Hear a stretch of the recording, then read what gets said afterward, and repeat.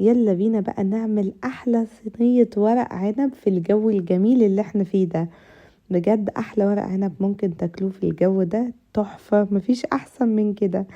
يلا بينا نبتدي. اول حاجة معانا مية بتغلي.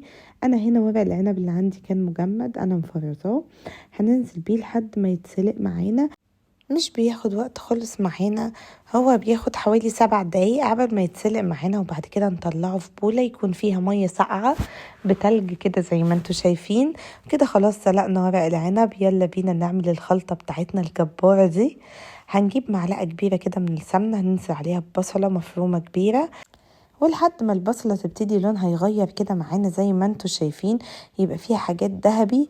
نبتدي ننزل بنص كيلو من الطماطم، وبعد كده نتبل بقى الطماطم بتاعتنا. حطينا معلقة صغيرة من الكمون، معلقتين من الملح، معلقة من الفلفل الأسود، معلقة تانية من السبع بهارات، وفي الآخر هنا معلقة من الكزبرة عشان كنت نسيت أحطها. ونسيب الطماطم بتاعتنا لحد ما تتسبك زي ما انتوا شايفين كده بالظبط.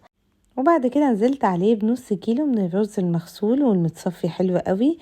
وكده خلاص انا كنت طفيت النار، يعني وقت ما انا حطيت الرز كانت النار خلاص اتطفت. تمام، وهنقلب كده الرز، وبعد كده ننزل بالخضرة بتاعتنا. انا حابة ان انا استخدم خضرة كتير، يعني انا حطيت واحدة من كل حاجة، الكزبرة والشبت والبقدونس. حابين تستخدموا كمية اقل براحتكم خالص، بس انا كنت حابة بصراحة استخدم خضرة كميتها كبيرة. نيجي بقى لأصعب مرحلة الحشو. احنا هنا بنمسك الورقة، شايفين بتبقى فيه جنبين، جنب طبعا ناعم وجنب خشن للناس اللي مش عارفة.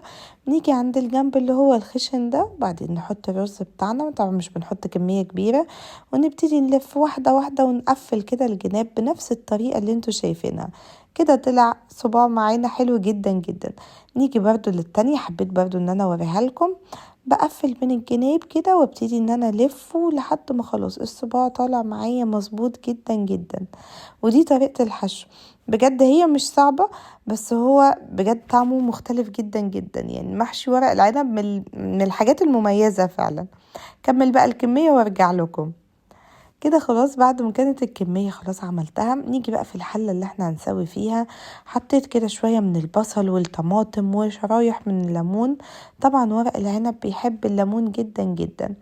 ونرص كده المحشي بنفس الطريقة اللي انتوا شايفينها كده. خلاص كنا بنينا الحلة بتاعتنا، الحلة بتاعت المحشي بتاعتنا. نبتدي بقى ان احنا نسويه. اول حاجة هنا حطينا مكعبين كده 3 من الزبدة، ونزلت عليه بالشوربة، اي شوربة متاحة عندكم، شوربة فراخ او لحمة المتاح. وطبعا هنسيبه لحد ما يبتدي يغلي معانا، واول ما يبتدي يغلي نوطي بقى عليه لحد ما المحشي بتاعنا يستوي. بجد تحفة جدا، من الاكلات الحلوة قوي قوي في الشتاء. شايفين شكل التورته بتاعتنا عامله ازاي؟ تورته حلوه قوي قوي. اتمنى بجد ان انتوا تجربوها على طريقتي وتقولوا لي رايكم طلع عامل ايه. لو عجبكم بقى الفيديو متنسوش تعملوا لايك للفيديو وسبسكرايب للقناه، واستنوني فيديوهات جايه كتير وصفات جايه اكتر. باي باي.